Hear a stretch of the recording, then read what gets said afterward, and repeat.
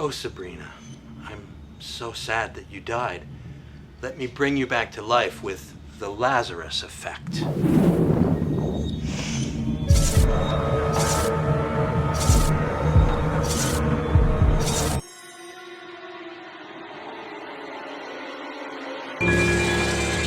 Hello, I'm Sabrina. And I am Robert. And today, we are reviewing 2015, The Lazarus Effect. What's that about? It is about a group of medical researchers who find a way to bring back the dead. But, being as it is a horror film, there are complications. There usually are. Usually are in medicine. So, the standout thing for this movie... It has a stellar cast. The cast! It's clearly got to be the cast. The cast is amazing. It is headed up by Olivia Wilde, who I am not ashamed to say I have a major crush on. I think everyone does. You know her from House, from Cowboys and Aliens.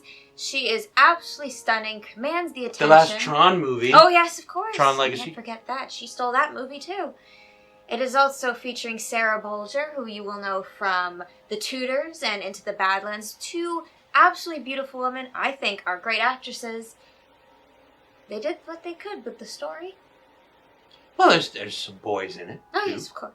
Donald Glover. Yes, love him. Community. Yes. And on TV. And he was Lando Calrissian in Solo, a Star Wars story. Not bad. Evan Peters, who was most recently on WandaVision. He played Quicksilver in the X-Men movies, and he's been, I don't know, is he on every season of American Horror Story? Pretty much. He's good. Good one going. Got a lot of credits. Yeah.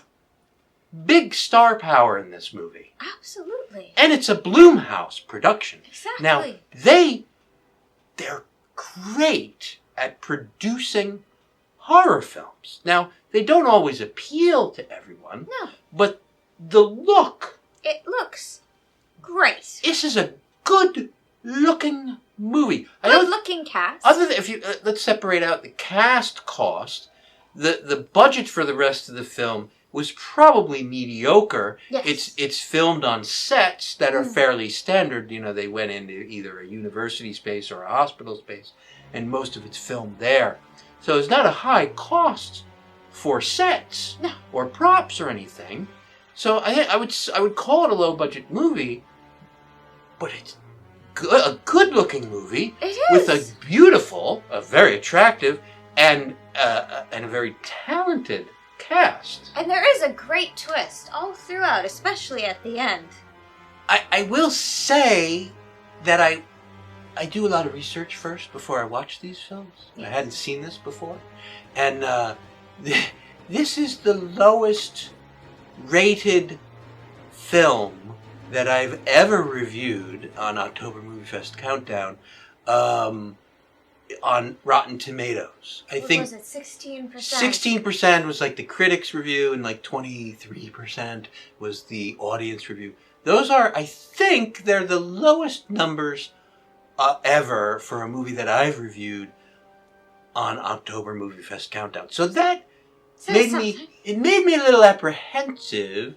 It's also, IMDb gives it a fairly low rating. So really what it boils down to is it's a script problem.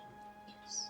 The actors did the best they could. Truly did. They tried. I have nothing to say negative about any of the actors' performances. Don't want to forget Mark Duplass. Oh yes. Who's he's arguably the male lead. I mean, it's an ensemble cast. Everyone has almost equal time. He was from Creep, which I reviewed and I loved, and Creep 2.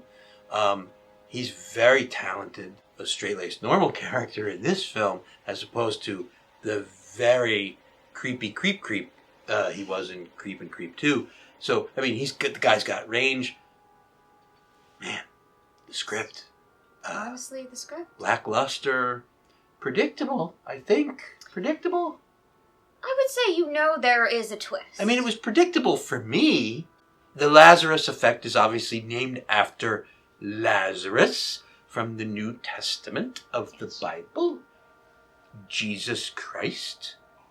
I think Lazarus had been dead for, 3 days or something, and Jesus Christ comes into town and does what Jesus does. He's got that big dick energy, and he revives Lazarus, raises him from the dead.